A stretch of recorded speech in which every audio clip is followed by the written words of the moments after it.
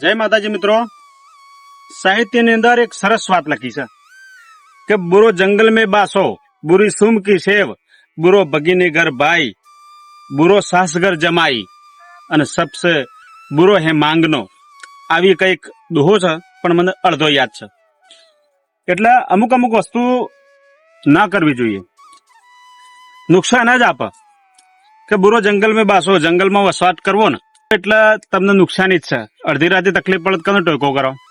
બુરો જંગલ में बासो, बुरी सुम की सेव, કંજૂસ માણસની સેવા કરવી ને એ તમને કોઈ દિવસ ફાયદો ના કરી આલા. સુમ એટલે કંજૂસ, બુરી સુમ કી સેવ, બુરો ભગીને ઘર ભાઈ, ભગીની એટલે બેન, ભગીને ઘર ભાઈ એટલે આપણી પત્નીનો ભાઈ આપણા ઘેર અતિશય રોકાય એ ના હારો. બુરો ભગીની ઘર ભાઈ, સાહિત્ય કે છે, હું નહીં કેતો.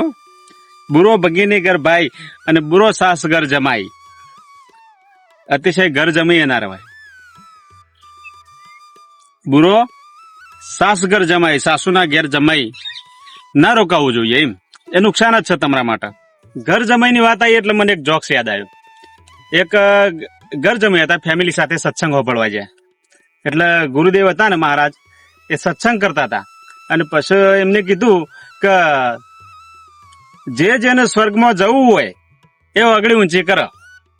એટલે બધોય અગડી ઊંચી કરી.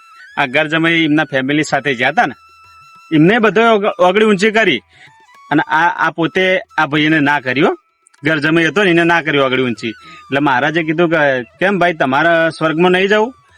એટલે કે આ બધો અહીંથી જોઈ ને સ્વર્ગમાં, એટલે મારો હોય સ્વર્ગ જેવું જ છે. એટલે આવી તકલીફો હોય છે. એટલે બુરો સાસ ઘર જમાય અને બુરો પેટ પંપાળ. એક ના એક દીકરો હોય ને તો અતિશય પંપાળવો નકોમો સાહેબ. અને બુરો ભગીને ઘર ભાઈ કેમ કે બેનના ઘેર ભાઈ રોકાય ને, શકુની રોકાણો હતો સાહેબ બેનના ઘેર, બે બાજુ પૂરું કરાઈને જો. એટલે કીધું કે બુરો ભગીની ઘર ભાઈ, બુરો સાસ ઘર જમાઈ, બુરો પેટ પંપાળ. એક ના એક દીકરો હોય તો અહીંથી પંપાળવો નહીં.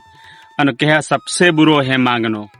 ઇજ્જતદાર માણસ હોય, ખાનદાન માણસ હોય, પણ સાહેબ છૂટા તે દાન કરતો હોય, પણ કદાચ સમય કપરો આવે ને, સમય તો વળોક લઈ લે યાર.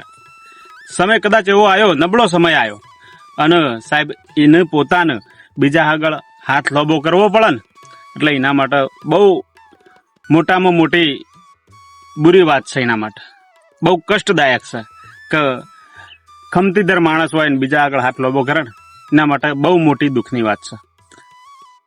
એટલે અમુક અમુક વસ્તુ સાહેબ ન કરવી જોઈએ. આવું સાહિત્યમાં આવી તો ઘણી વાતો છે અને આગળ ઘણી વાતો આવી કરતા રહીશું, જે આ સત્ય સાબિત થાય છે સાહેબ આજના સમયમાં. એવી વાતો છે. એટલે આ સાથે મારી વાત પૂરી કરું. જય માતાજી.